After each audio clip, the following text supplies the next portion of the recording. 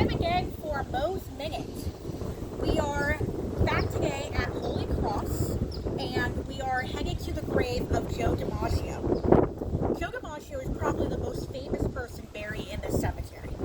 He was born in Martinez, California on November 25th, 1914, to Sicilian immigrants. And his family moved to North Beach when he was a toddler. His given name was Giuseppe Paolo DiMaggio, and his father, who was also named Giuseppe, was a fisherman. And Giuseppe Sr. wanted all of his kids to become fishermen.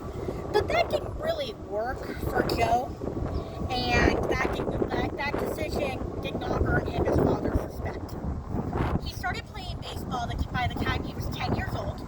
He went to Galileo High School but dropped out. And he was playing professional baseball, or semi-professional baseball, by the time he was 17. In 1932, his brother Vince DiMaggio was playing for the San Francisco Seagulls, a minor league baseball team, as shortstop. And not shortstop. He convinced his coach to let Joe fill in as shortstop. So Joe's professional baseball debut was October 1st, 1932.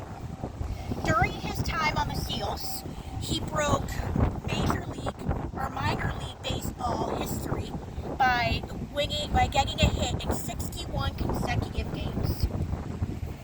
And then in 1936, he started playing for the New York Yankees. He played with the Yankees for the entirety of his 13-year career. That year, 1936, they went to the World Series, which they had not done since 1932, and they went consecutively for the next 3 years.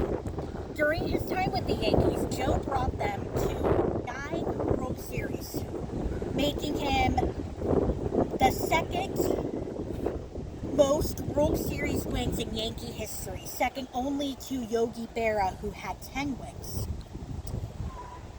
During his time with the Yankees, or his baseball career, I should say, he broke tons of records. He stole home plate 5 times in his career. He was voted MVP. He was voted All-Star. He was voted greatest living player in history greatest living baseball player in 1969. And he also managed to break a batting record as well. Because, why not? He was one of the best center fielders the sport had seen.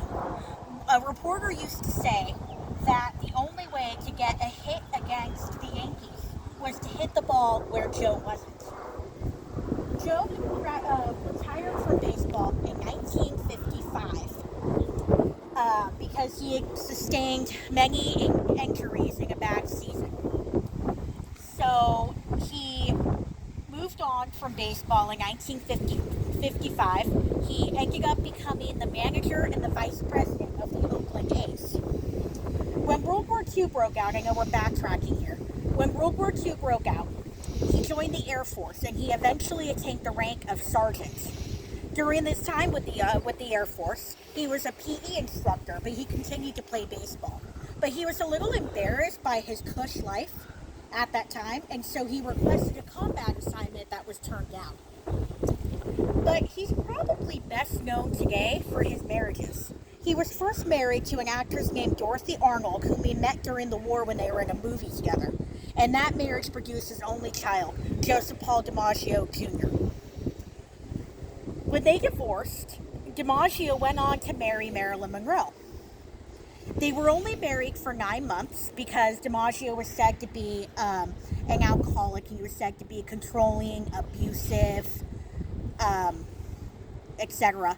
And plus Marilyn Monroe had issues of her own. But despite their tempestuous marriage, they were devoted to each other. In 1961, when Marilyn Monroe's marriage to Arthur Miller ended, Joe DiMaggio got her out of an institution in New York and quit his job because he wanted to marry her again. Unfortunately, he didn't get that chance. She died of an overdose. DiMaggio claimed her body, planned her funeral, banned President Kennedy and Hollywood elite from attending, and then sent half a dozen red roses to her gravesite 3 times a week for the rest of his life. He was always a heavy smoker, so in 1998 he was diagnosed with lung cancer, and he died in Florida on March 8th, 1999, at the age of 84. According to his lawyer, his last words were, "I'll finally get to see Marilyn."